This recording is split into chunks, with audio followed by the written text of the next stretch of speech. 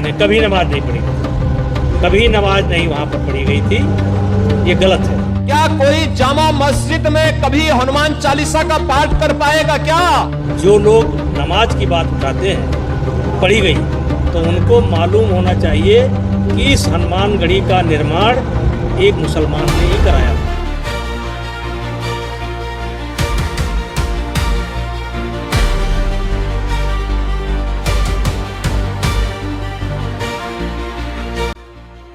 एक समय संसद में भावुक हो गए थे योगी और उनके आंसू पोंछने वाले थे बृजभूषण शरण सिंह।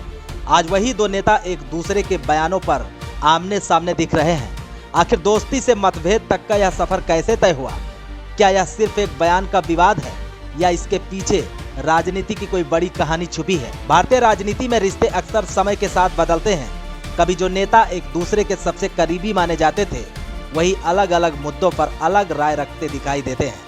उत्तर प्रदेश की राजनीति में मुख्यमंत्री योगी आदित्यनाथ और पूर्व सांसद बृजभूषण शरण सिंह का रिश्ता भी लंबे समय तक चर्चा का विषय रहा है। एक दौर ऐसा भी था जब संसद में भाषण के दौरान योगी आदित्यनाथ भावुक हो गए थे। उस समय उनके बगल में बैठे बृजभूषण शरण सिंह ने आगे बढ़कर उनके आंसू पोंछे थे। यह दृश्य दोनों नेताओं के राजनीतिक और व्यक्तिगत संबंधों की गहराई को दर्शाता था। वर्षों तक दोनों नेताओं को एक दूसरे का करीबी माना जाता रहा, लेकिन समय बदला और हाल की एक टिप्पणी ने नई बहस को जन्म दे दिया। मुख्यमंत्री योगी आदित्यनाथ ने अपने बयान में कहा कि हनुमानगढ़ी की सीढ़ियों पर नमाज पढ़वाई गई थी। इसके बाद बृजभूषण शरण सिंह ने सार्वजनिक रूप से इस दावे का विरोध करते हुए कहा कि हनुमानगढ़ी की सीढ़ियों पर कभी भी नमाज नहीं पढ़वाई गई है। दोनों नेताओं के अलग अलग बयानों ने सोशल मीडिया पर तीखी चर्चा छेड़ दी। एक वर्ग ने मुख्यमंत्री योगी आदित्यनाथ के बयान का समर्थन किया, जबकि दूसरे वर्ग ने बृजभूषण शरण सिंह की प्रतिक्रिया को सही ठहराया। वहीं बड़ी संख्या में ऐसे भी लोग रहे जिन्होंने इस विवाद से दूरी बनाए रखी और इसे राजनीतिक मतभेद के रूप में देखा। अब सबसे बड़ा सवाल यही है कि आखिर बृजभूषण शरण सिंह ने इस बयान पर खुलकर प्रतिक्रिया क्यों दे दी? क्या यह केवल तथ्यों को लेकर असहमति थी या इसके पीछे कोई व्यापक राजनीतिक संदेश छिपा है?